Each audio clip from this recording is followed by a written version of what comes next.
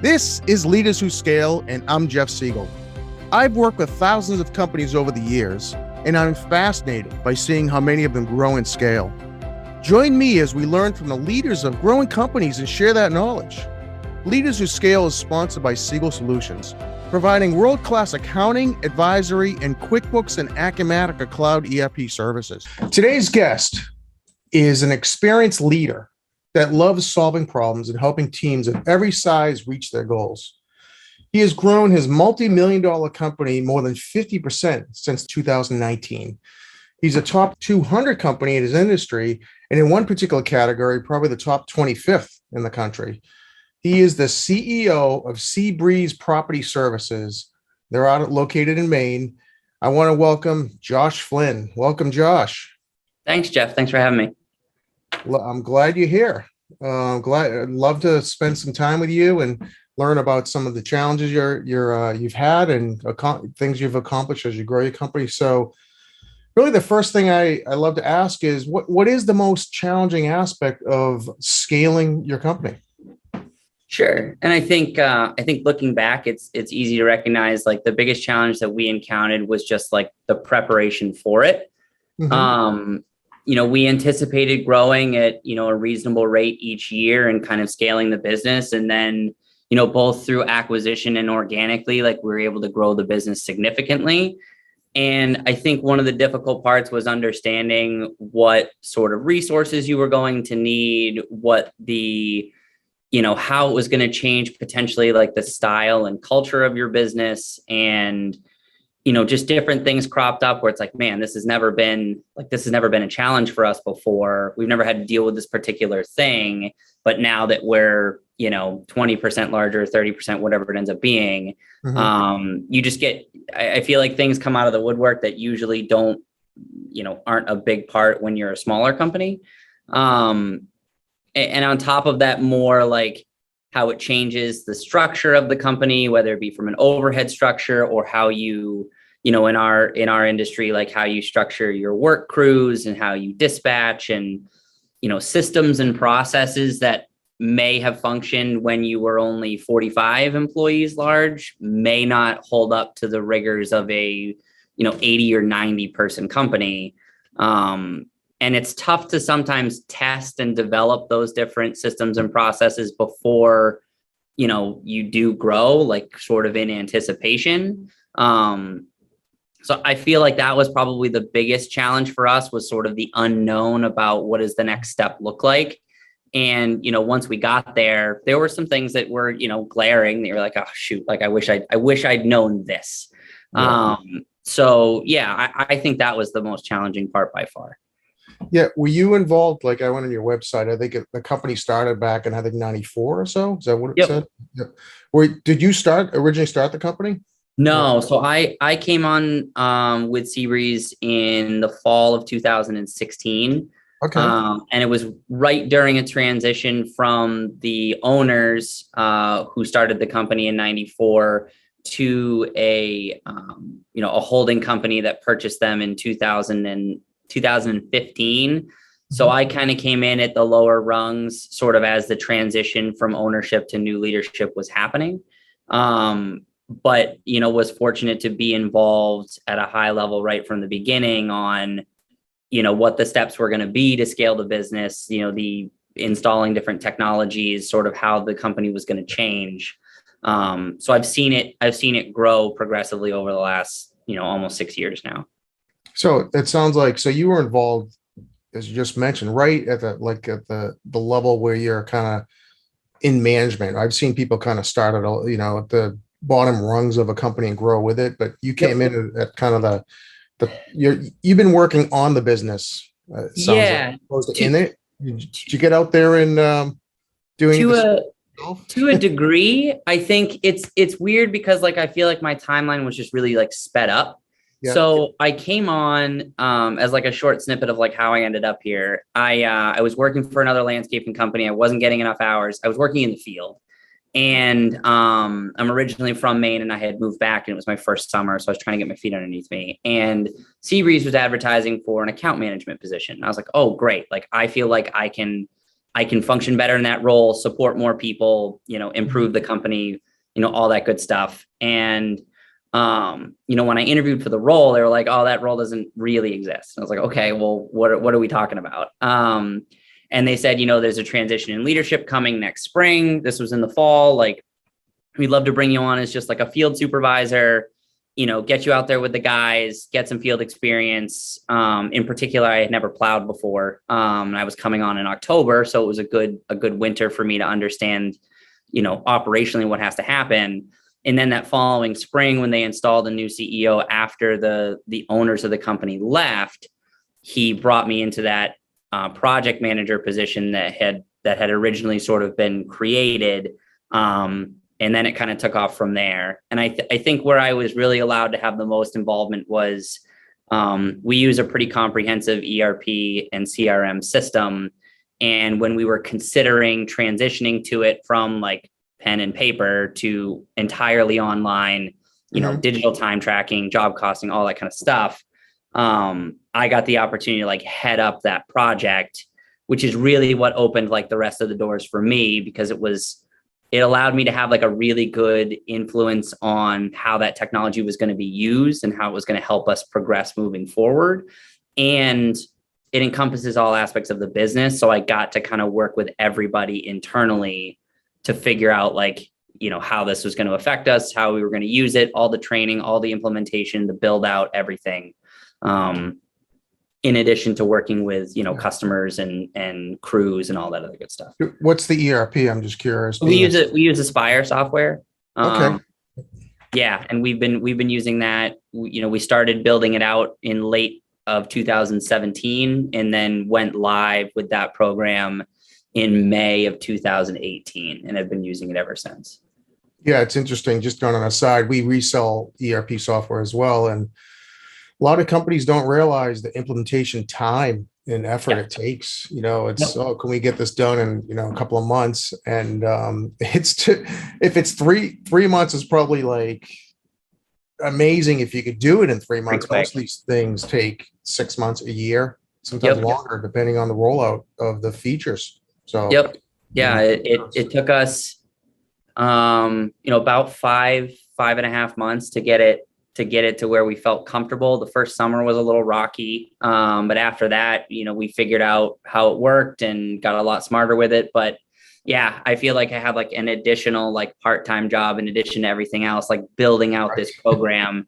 But it was just very clear from the beginning. And like, in particular with scaling and growing, it just unlocked like all this information and learning that we just never knew. It made everybody more efficient. Like we used to do all of our estimates on like Word docs and Excel spreadsheets, and everybody's using different labor rates and having to dig through, business cards of who am I sending this to? And then, working through QuickBooks and all that other kind of stuff. And this just really like condensed everything. Everybody had access to all the information in the same place.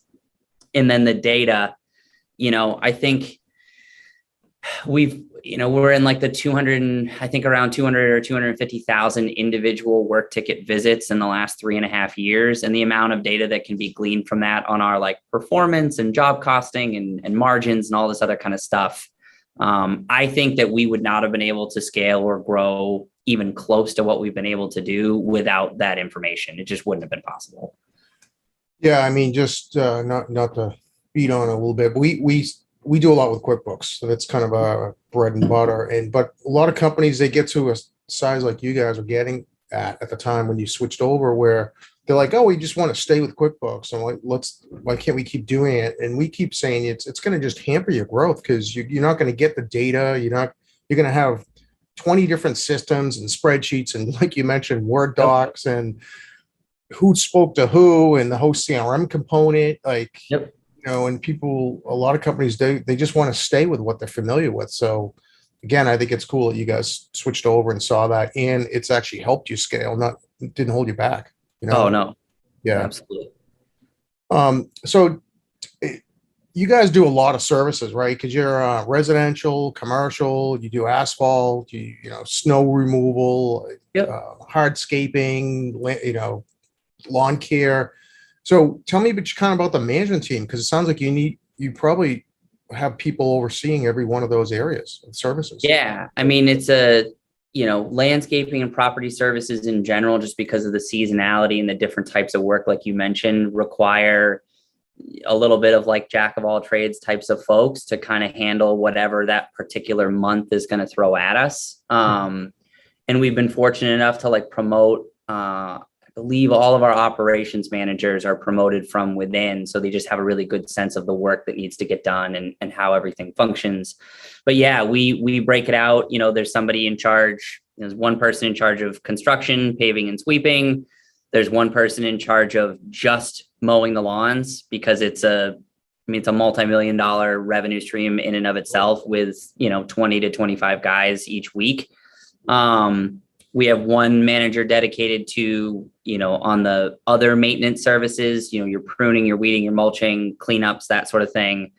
And then an additional manager for just our, more of our turf care and lawn and plant care type services. DOT mowing is involved in that. We kind of throw like a lot of other categories at that one particular manager. And then just this past year, we installed somebody to only oversee snow 12 months out of the year. Wow. So it's, I feel like she's helping particularly with like preparation and analysis on the previous season, because what happens here is it's like, all right, like it stopped snowing, like it's early March, and it's like, there's no time to think about what just happened, because you're like, get out on properties, like start landscaping, start paving, start building walls, start doing all the other work. So it's good to have somebody. Snow makes up about 50% of our total revenue mix. So to have that level of dedication over a long period of time, I think is going to be helpful going forward.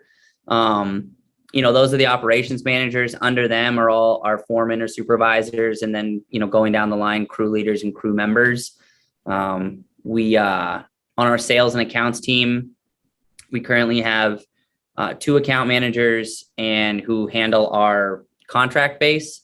So where we derive a lot of our business is, we sell full contract landscape packages, oftentimes land and snow. So we have 12-month customers, and then they're going to need enhancements or maintenance work outside of the scope of the project, which helps drive some of our construction team. And then we do a lot of outside construction projects, be it large commercial builds or residential projects. We do not do a whole lot of residential maintenance. But a couple of account managers, and then we have 3 folks on our sales and estimating side. At this point, it's mostly inbound sales or working with general contractors on these commercial bids. And we'll actually be hiring for our current vice president of sales and accounts is moving at the end of July. So we're hiring somebody to kind of overtake his role and function as the sales and business development manager. I feel pretty strongly we have the right people to do all of the work. They just need like support and somebody to help on the business development front. And then I have a president within the company who works, sort of on our most difficult challenges. And that in the past couple of years have been construction and snow. Makes up 65% of our revenue stream. The maintenance stuff I kind of help out with, but those operations managers they know what they're doing. That's kind of the makeup. It seems to work for us. It's changed a lot in the last 4-ish years. And as we've grown, like we've seen where we've needed more help or where we feel like, we can add, but don't need more managers. And I think if you ask most of the operations managers and account managers and stuff within the company, they're like, if you're going to add more people, like, let's make sure they're the right people. We don't need more like bodies kind of muddling everything up. Like, we'd prefer to have team members who like know what's going on. And, that's where the promoting from within and sort of that culture's come from, but it's worked for us so far. So do you meet, like we operate here under EOS. Do you guys have an operating system that you follow, even something you guys have made up? Like, and how does that work with management? Do you actually meet quarterly or weekly? And you have a lot of pieces in a lot of services. Yep. So we don't do EOS. We tested it out, and I think just for our style and sort of the challenges that we face, we're not a very like project based company with deliverables and that are longer term. A lot of the stuff that we do, especially at the operations manager level, is day to day, week to week, and it's already dictated by the season. But we have a pretty standard schedule of meetings. We have a senior leadership team which meets on some of more things that could be managed through EOS, bigger picture stuff, high level KPI reporting, and just the vital statistics of the business. And then gives us an opportunity to meet as, finance, HR, operations, myself, and then sales and accounts, and kind of discuss, maybe some more sensitive topics, things that can't be brought to the larger group until we're ready to kind of discuss it. Sales and accounts has one weekly standing meeting. Operations has one longer standing meeting, and then a shorter check-in towards the end of the week. We like to do like Monday, Thursday type cadence. Monday to kind of preview the rest of the week, Thursday to, preview the next week, that sort of thing. Construction, because of the logistics involved, often has 2 standing meetings a week. And snow right now has 1 a week, and then we'll start peppering in a couple, probably go to 2 around August, just to make sure we're in line and everything's good. Fairly tight-knit group. The meetings help us really discuss the things that need to be discussed and the vital stuff. We try to structure it. We try to structure each meeting a certain way with specifics, a very EOS style, specifics, amounts of time for each person. And then this is the larger topic, and then a finale, and, that type of thing. So I just don't want it to feel like a waste of everybody's time. Nobody really likes meetings. Nobody likes meetings that could be an email. And as far as tracking and performance, Aspire gives us a lot of that information. We have dials that can show up on everybody's dashboard that are in real time based on the production and sales and finance that's occurring within the company. Yep. We use QuickBooks to automate certain reports on a weekly basis, like our repairs and maintenance. It gives us a good idea where our mechanics think we are to budget for the month.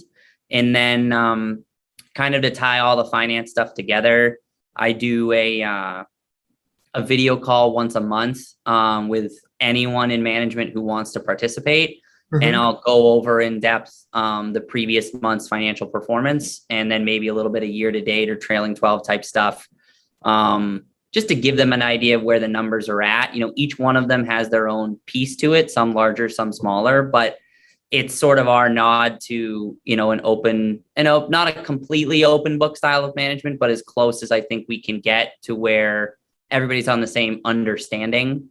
And, they just get a good picture of where the company's at.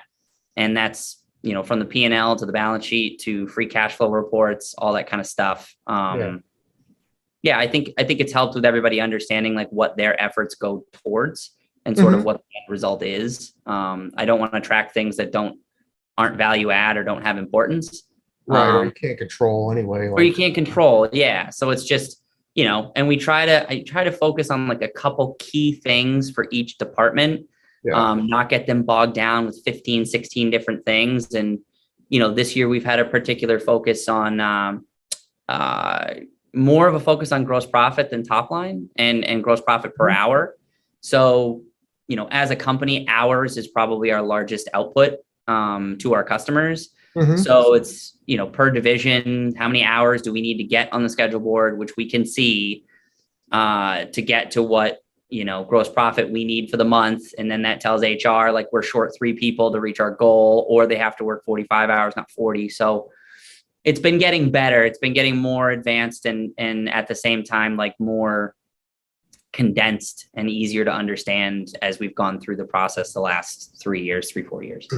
So I'm curious, in our industry, there's a big move to, I guess, value-based billing or even subscription, where traditionally we would have billed by the hour, and now it's a lot more of X fee for the month. And then it's just up to us to keep our, costs as low as possible from a margin standpoint, to increase our margins. Is that kind of how you guys do it as well? Is it more? We're a little bit of like sort of a combination of that, where when we structure a contract, a maintenance contract with a client, that typically runs from April through October. So 7 months. And what they'll get from a proposal perspective is a very broken down by service, how much each service is specifically going to cost, the total, and then we'll bill them a flat rate for those 7 months. We'll break it up. Okay. Yep. At the same time, we focus on an earned revenue model. So there's often an over under, which affects more from a cash flow perspective. Particularly in landscaping, the prime example is like, we'll probably do 40 to 50% of a contract value within the first 2 months of a contract, but we have 7 months of billing. Mm-hmm. So it's usually about right now, July, maybe trickling into August, where the over and the under will start to match better going forward. But we just think we want to be completely transparent with our customers about what exactly they're paying for. And we take a lot of pride in the detail and the to the penny sort of pricing that we provide. And then the convenience of monthly billing, because frankly, it's more convenient for the customer. It's also more convenient for us. Like, I don't want to get into an argument with a customer of like, oh, you billed us 3 hours. It should have taken you 2. It's like, nope, here's the flat rate. It's on me to be as efficient as possible to deliver the quality you expect. And everybody can try to improve from there. It seems to work fairly well. So your customers aren't really seeing an hourly type thing. They just seeing that flat billing, that almost never.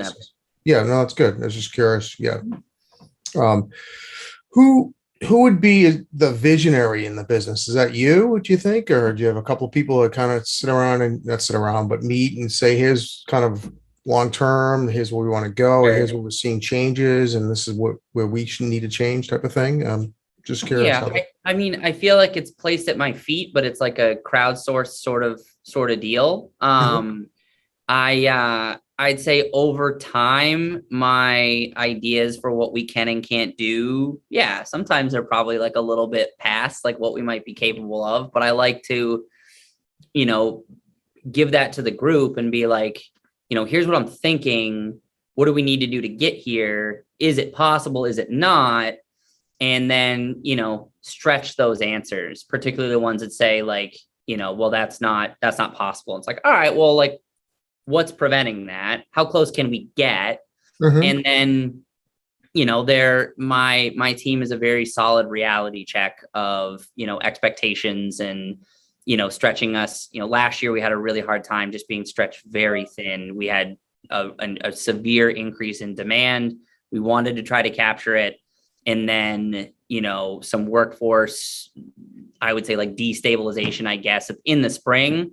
We caught up with ourselves in June and hired a ton of great people and got back on track. But, it was a good example of what we, maybe not getting ahead of ourselves too quickly. And I think we learned a lot from that.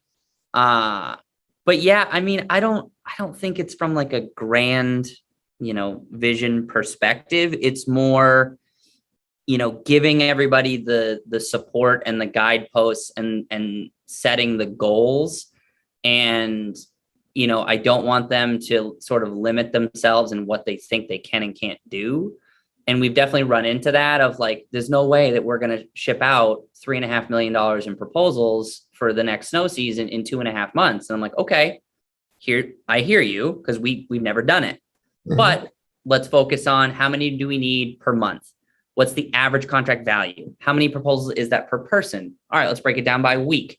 And we tell them like, guys, like just follow the system, like do the little things all the time. And then at the end of the season, when we go to look at it, it's November 1st. I'm like, hey guys, did we meet our revenue goal? And they're like, yep. I was like, does everybody remember the conversation we had 3 months ago? And they're like, yes. I'm like, okay, right.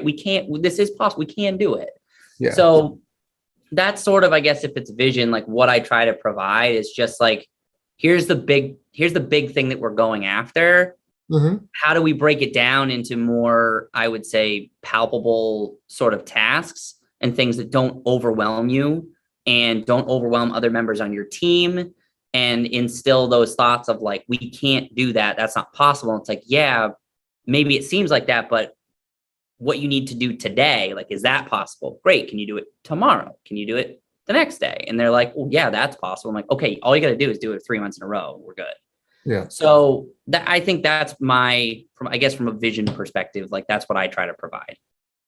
So you do kind of look out towards the next year and just and try to come up with a kind of a game plan on how much you want to, bring in as far as revenue and that sort of thing. Yeah. Yeah, Right. for sure. And I think the biggest thing we've been focusing on, I guess, in that respect lately has been pricing and just trying to, because our sales cycles are very long, but they also have very short windows for decision making. So, if we mess up the pricing in a sales cycle, it's a year until we get to really look at it again. So, one of the things we've been focusing on a lot is, what's pricing going to be like, and how do we, when we get answers of like, that's too expensive, or like, we can't afford that, or what, like, how do we engineer it so that both parties can get what they need, and we can keep our customers. Prime example is coming into this grounds maintenance season. A lot of folks make their decision between end of February, middle of March. It's like a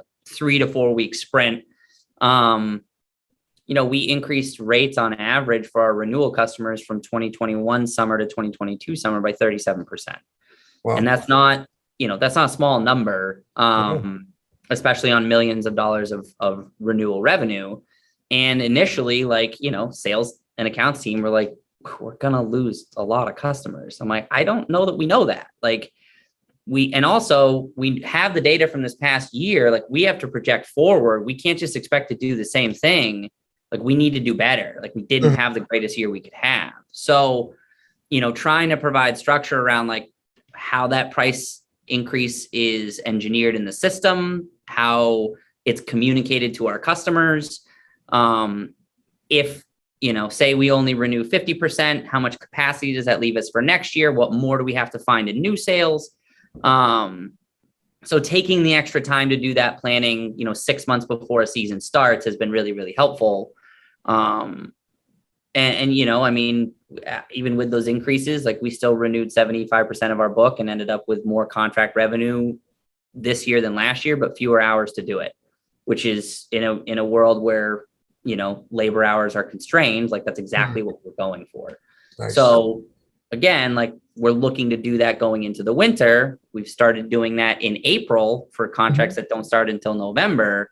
And now that we're in the cycle, I feel like we're in decent shape, sort of planning wise. Do you have to negotiate way ahead of time for things like sand and things for the winter? Are you already?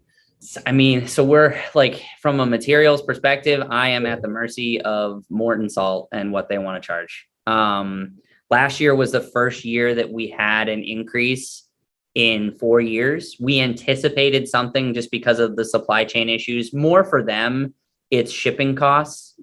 Most of our salt comes from South America. So the barges and the fuel and all that stuff getting up here, we knew it was going to go up. So we just try to peg a number and offset it, to our customers. There's not really much negotiating to be done with a company of that size. We're probably outside of the state, we're probably the largest purchaser of bulk salt in the state. But that doesn't, 6,000 tons doesn't really get us too far. Sure. But we'll get that number in September, and then that's just the number. Okay. All right. Just the way that it goes. Yeah. And you mentioned staffing and having a staff up last year. And I also noticed on your website, you do guarantee, even if you're a landscaper, you get year-round employment, even in the winter. How do you actually do that? Or hopefully it's helped you even hire people? Yeah, I think, so the guaranteed program was something that we changed. So we've always had 12-month employment. We've tried to structure sort of the production side of the business to where, we have enough snow work to keep everybody on, and vice versa. To be honest, snow revenue for us is not as difficult to attain just because there's more pavement than grass where we are. So we could grow that a lot more and a lot faster, but I need the staff coming from the summer. So we've really been trying to boost the summer revenue to get more employees to feed into the winter. But we used to, obviously, snow is, you're at the mercy of the weather. And if it doesn't snow, then there's not that much to do from a work perspective. At the same time, we have tried multiple different things over the last 5 years to make sure that our employees are financially covered for the wintertime. I think it's, borderline irresponsible to just assume that you can lay off half your workforce, put them on unemployment, and then if it's going to snow, you call them and like, hey, you going to show up tomorrow? Like, I have a feeling that our guys show up from an attendance perspective more than theirs do.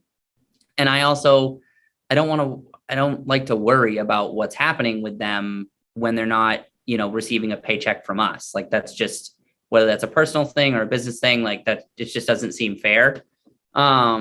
So what we've done is, in the past, we used to do combinations of, we would loan you any hours up to 40 that you didn't work at 0%. You pay us off with overtime differential in the wintertime. And if there's a balance, you would have to pay it back to us in the springtime. We went from, in the springtime, paying it back with just overtime hours to like a structured 10% of your balance for 10 weeks. Various different reasons. And then this past winter, I knew we actually made the decision in March of 2021 to offer this. And I think there was like 7 months of just disbelief that you're going to pay us to potentially stay home if it doesn't snow. Like, there's no more loaning the hours. Like, if we work 40, like if we work 20 hours, we get paid 40. But if we work 50, we get 40 hours of straight pay and 10 hours of overtime pay. Like, I had guys in our all hands meeting stand up and be like, I love you to death, man. I'm not fully believing that this is going on. And I was like, fine, like, I'm going to be the most unpopular person in the world, and none of you are going to work here if I'm lying to you, but this is what we're going to do. And, it cost us several points against the margin. I use cost from a finance perspective. What it saved us in potentially losing employees or business because we simply didn't have the folks is, I don't really want to know what that number would have looked like. Snow is very, very hard. It's a difficult thing. Our crews are on call 24 hours a day, 7 days a week for about 4 months, including Christmas, New Year's, holidays, kids' birthdays, all that kinds of stuff. So if the expectation of them is to provide that level of availability, the expectation from us should be that they're going to get paid whether they have to work or not, in my opinion. So I'm hoping, I've talked to a lot of people about this. I've written articles about it. I'm trying to push this in the industry as hard as I possibly can, because we're losing people who are interested in doing the work that we do for a number of different reasons. But one of those reasons shouldn't be, I don't know if I'm going to be able to heat my house in the wintertime if it doesn't snow. Because newsflash, it's still going to be cold. I still have to buy groceries. And if it doesn't snow, who's paying me? And it's just, I would say our customers haven't been paying for that level of reliability and consistency for decades, I guess, at this point. And yeah, it monetarily, we're adjusting. We experienced what it was last year. And again, with scaling, we didn't quite know how much it was going to cost us. Now we have a good idea. So we repriced some things to cover it. Contracts need to go up 2%, 3%, something like that. That's not tragic. You know what I mean? And our customers have responded. You know what I mean? I think they understand the value in that. And I want to work with customers who are no, I appreciate the fact that your employees aren't nervous about whether it's going to snow and they're going to get a paycheck. I just think that's a good way of doing business. And from a retention standpoint, I can't point to any hard numbers. I know that our average tenure has increased year over year, pretty consistently. And our numbers have stayed consistent or increased in the last 3 years, which I don't think a lot of people can say. But I think short-term expense for potential long-term game and employee loyalty is well worth it at this point. Oh, no, I totally agree. I have a company, a client of mine that does asphalt, and I don't do what you guys. They only do asphalt, and they do plowing in the winter. And they basically lay off their crews all winter, the asphalt crews. And then hopefully they'll hire them back when the season kicks in. And it's always, a challenge they don't all come back. And just knowing that someone has a job and they can commit. Great, I'm here. This is my job. I'm not going to have to leave in so many months to try to find something else for the winter. No, absolutely. I think the customers love it too, or they should anyway. And also it helps. I think you could talk to me about even culture. It must help just from a culture standpoint. Like everybody feels like they're working for a company that's taking care of them and isn't going to lay them off. So Yeah, I mean, I hope that's the impression that gets across. yeah. You know, I mean, we try to do as many things as we possibly can. And, you know, culture's a little tough for a company like ours because nobody's ever really all in the same place at the same time. Yeah. So crews all show up to their respective branches in the morning, and then they all disperse in groups of anywhere between 2 and maybe 5 or 6 people. And then that's who you're with for the day. So I think culture within the specific divisions within the business is incredibly important and shows up a little bit more. But just from my aspect, like I think for smaller companies, like there's, you like working for that person, or you like working for that manager or whatever it might be. And I think that's tremendously important. But I also want all of our employees to feel like they like working for the company and the way that it's built and what we do and how we treat people, and, just making sure that we're holding up our end of the bargain, which I think is what I try to focus on all the time. We lease most of our equipment, so it's usually a 3-year turnaround. So they're not working in stuff that breaks down. They're not working in junk. We try to give them enough time to do the right job. We try to sell jobs that they're capable of doing without stressing and running around. And that's not saying that they're not efficient, but I don't want them to cut corners. I don't want them to be unsafe. So I think it's a lot of the little things that have helped. Every morning there's a safety check, which is, checking to make sure the trailer and their loads are secure and everything. But every employee who leaves one of our branches is also offered a bottle of water and a snack to get them started for the day, and a hello and a how you doing from one of our operations managers. And, it's not a significant thing. You know what I mean? It's not a big P&L item, but it's just, I hope that it comes across of we just care about your general well-being, and that you're prepared to do the job we're asking you to do, and you have all the tools and everything to do it. And that's kind of our mentality. I would say, something from a, company culture or, keywords that we try to focus on are being professional, reliable, and safe. And we're not about price. I think quality is something that everybody wants to push and say that they have the highest quality. And I'll be completely honest with you, a lot of people mow lawns the exact way other people mow lawns. It's more about whether you show up and you do the job that you were asked to do.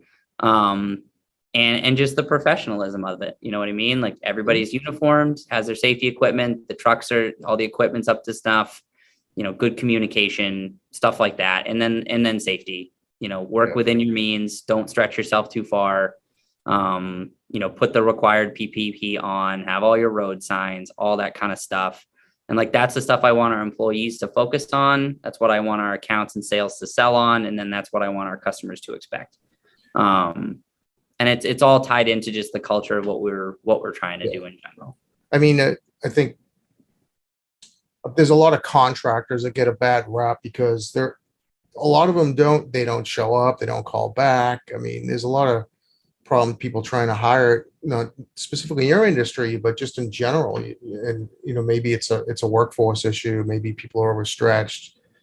But there's a lot of solopreneur contractors who don't get back to you and that sort of thing. I think, like you just mentioned, it's not about price. It's customer service. It's being on time. It's having the right equipment. It's probably over delivering essentially, and customers feel good about what they're getting for their price. So I think it's great. No, absolutely. And we're probably our own worst critics when it comes to, the quality of the work and how quickly we did it and how well the processes are going. And I often have to talk to sales and operations and accounts and everybody and be like, guys, the customer said they were happy.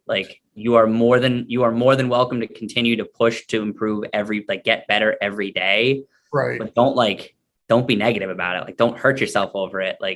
We're doing a good job. And getting them to sit back and realize, I'll have operations managers who, 5 or 6 years ago were, again, like in the field or out of work or something like that. And I'll, pull them aside and be like, you realize that this task is hard. Like, you're managing 30 people and $3.5 million worth of work. Like, don't sell yourself short on what you're doing. I appreciate the passion and how hard you're working, but don't like lose sight of the good stuff that's going on. And I think it's an our own worst critic thing, which is a powerful motivator, but I try not to let it get in the way. Sure. And what opportunities do you see just in the future in the business? Do you see branching in it something different, or just kind of just the natural organic growth and acquisitions? Yeah, to be honest, like we're scaling. I would say we're scaling services, paring them down a little bit.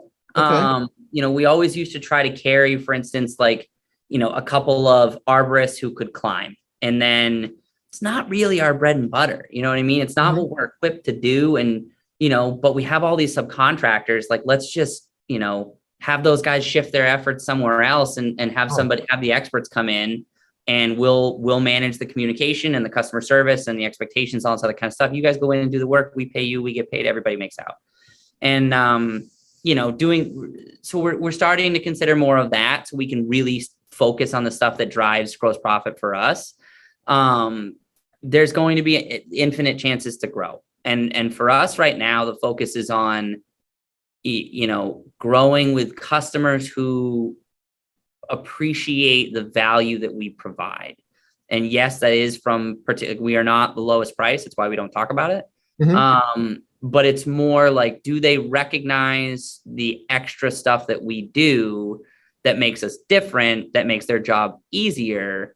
And can we align with those customers? Oftentimes for us, like, that's big, large campuses, because they know, say a Fortune 500 company is having a visit from the governor and they want all this stuff done. They know that we could potentially flex up in 48 hours with 20 or 30 people and get it all done for them. They're not going to get that from a 5-6 person company.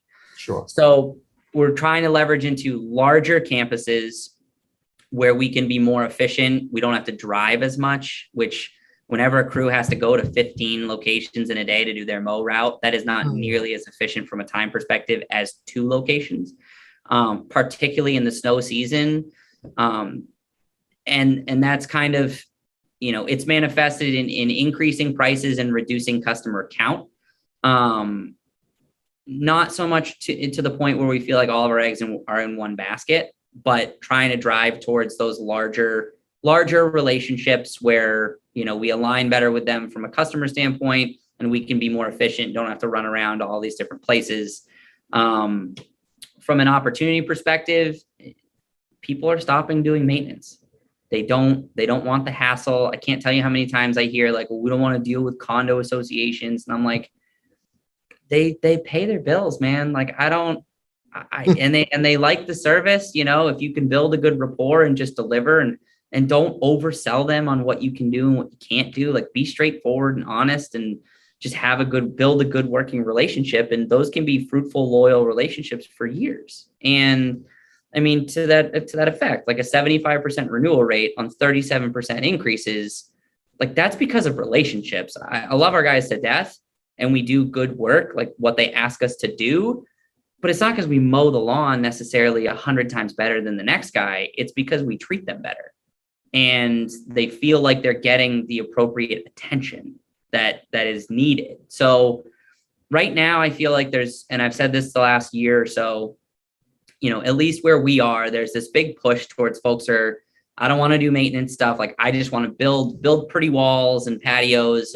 or I want to dig foundations and build homes and condos and excavation and all this other kind of stuff. And I'm like, go, like, get out of our way. That sounds great.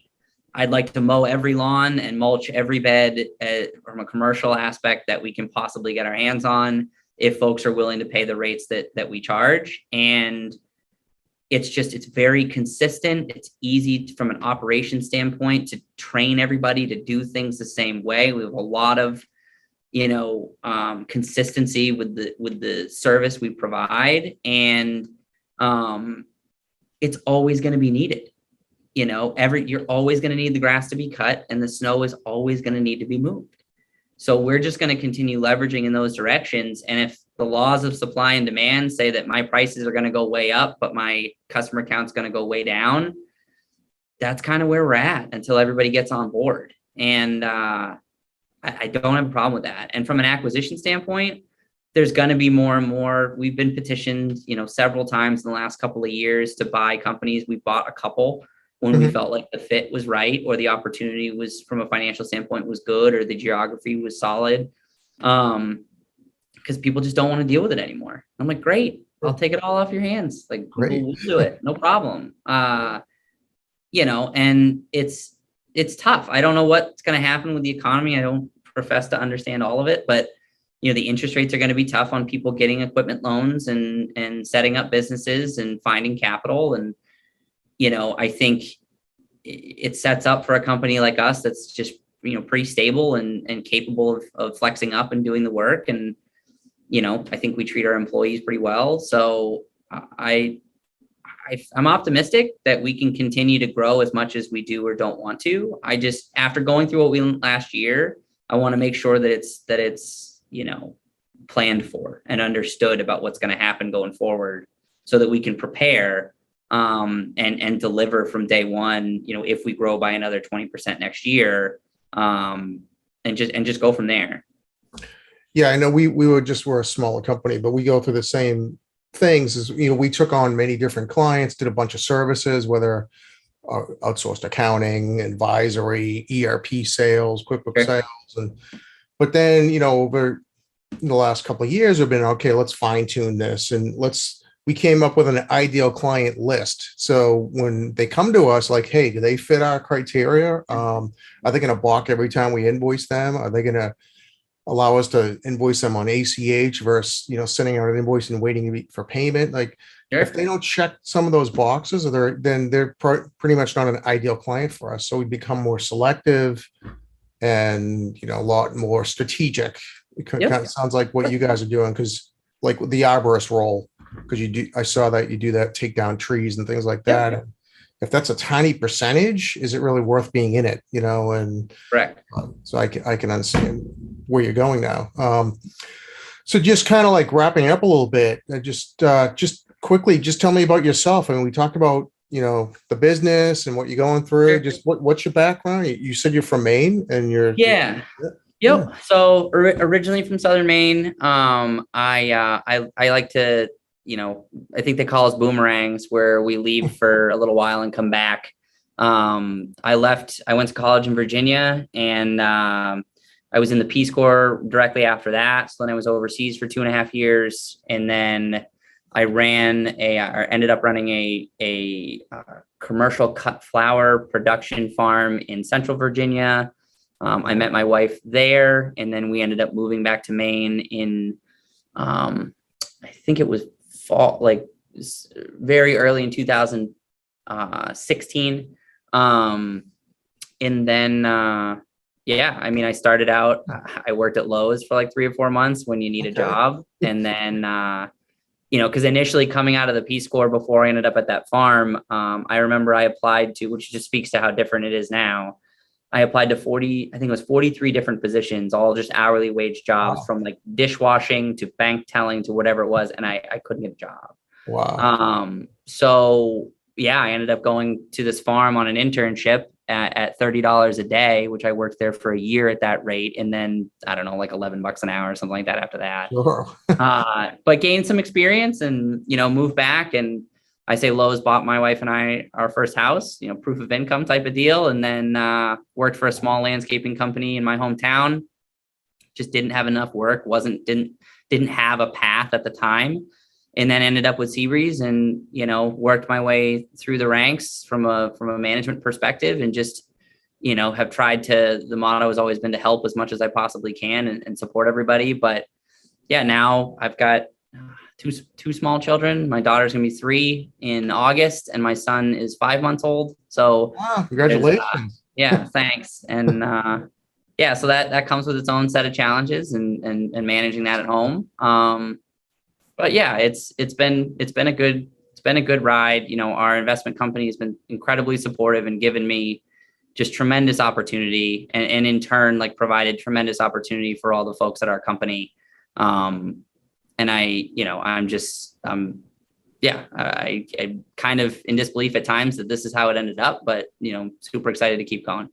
Sounds awesome. And you got a ways to go. You're a young guy, and the company just keeps growing. So, I know we're running out of time. I was going to ask you where you get some of your own knowledge of, as a leader, but we could save that for another podcast down the road. Yeah, sure. Love to expound on it whenever.